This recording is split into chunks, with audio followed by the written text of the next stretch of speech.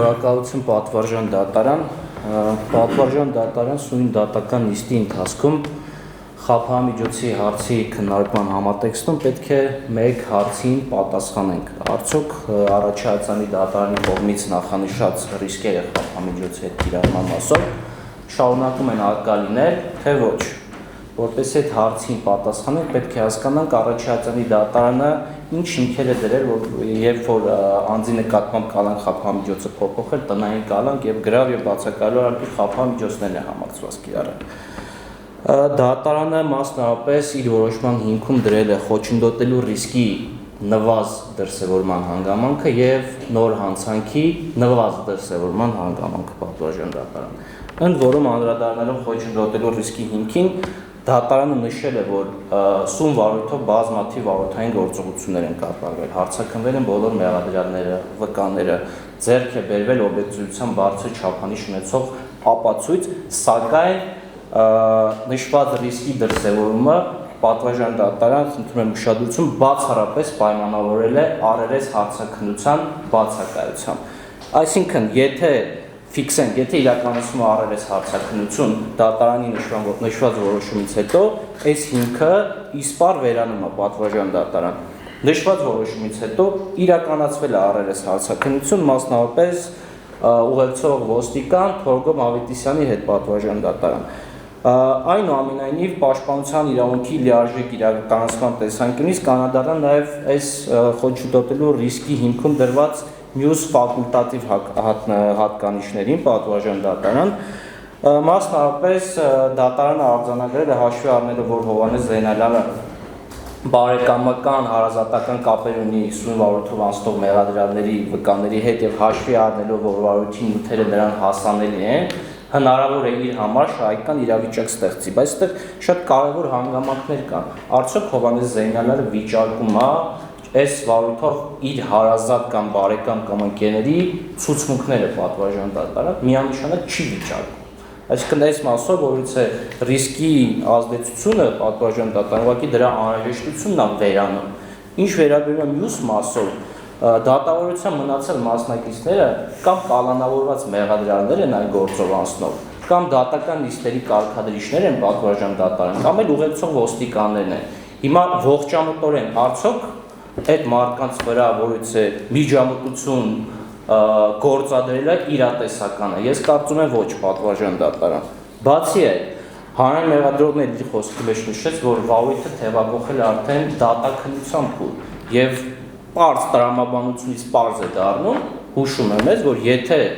նախաքննության փուլը ավարտվել է եւ ապացույցները ամրագրվել են, դա մենակ ես չեմ ասում պատվարժան դատարան, մարդու իրավունքների եվրոպական դատարանն էլ է դա ասում, վճռաբեկ դատարանն էլ է դա ասում, այդ խոչընդոտելու ռիսկը, որը նվազի դեպ արձանագրված արդեն եղել է, չի կարա նույն մակարդակի վրա մնալ։ Այս իմաստով պատվարժան դատարան, չնայած ես գտնում եմ, որ քանի որ իրականացվել է առերես հարցաքննում, այս ռիսկը իսպառ արդեն վերացել է, այնուամենայնիվ պաշտպանական իրավունքի լիարժեք իրականացման տեսանկյունից հարկ համարեցի նաև մյուս փաստարկներին անդրադառնալ։ Ինչ վերաբերում է նոր հանցանքի ռիսկին, պատվարժան դատարան ես վստահ եմ տեղյակ եք, որ այն դատական նիստը, որի ընթացքում այս միջադեպը տեղի ունեցել, այդ նիստերը արդեն դռնփակ են անցկացվելու եւ դատարանը իր որոշման մեջ վերջին անդրադարձել է, որ դատական նիստերի դալիճում այդ վտանգը չեզոքացել է նոր հանցանքի, սակայն շարունակում առկա լինել դատական նիստերի դալիճից դուրս։ Հիմա ողջամտորեն հարց է առաջանում, եթե Սարգիս Զեյնալյանի սպանությունը եղել է 9 ամիս առաջ, այդ 9 ամիսներից ընդամենը 4 ամիսների ընթացքում է Հովհաննես Զեյնալյանը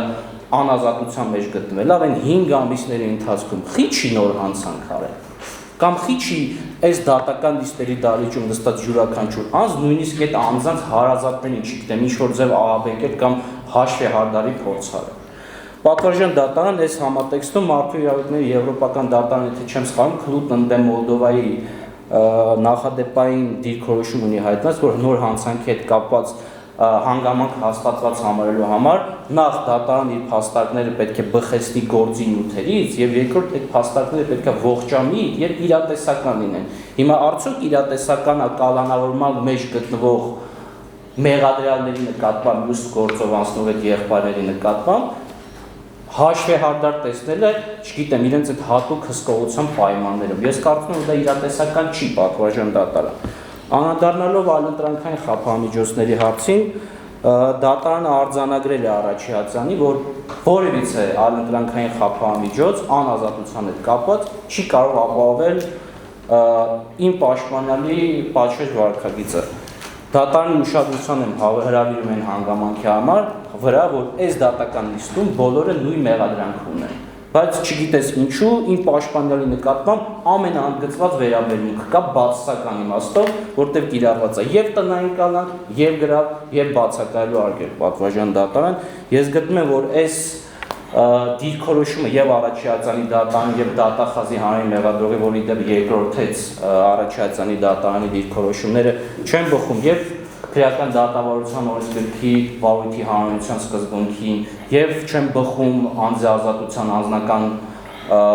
ազատության եւ անձնամխելիության իրավունքից եւ հատկապես չեն բխում պատվարժան դատարան համաչափության սկզբունքից, նաեւ չեն բխում քրեական օրենսգրքի 116-րդ հոդվածի 3-րդ մասից պատվարժան դատարան, որտեղ նշված է, որ դատարանը խափամիջոց կիրառելիս պետք է հաշվի առնի անձի օրինական վարքագծի վրա ազդող եւ այդ վարքագիծը խոչընդոտող բոլոր հանգամանքների վրա։ Ուստի այս բոլորին կողմից նշված փաստարկների համատեքստում պատվարժան դատարան գտնում է, որ հանրային մեղադրողի միջնորդությունը պետք է առհասարակ մերժվի եւ որևիցե խափամիջոց չկիրառվի պաշտպանյալի նկատմամբ, եթե այնուամենայնիվ դատարանը կգտնի, որ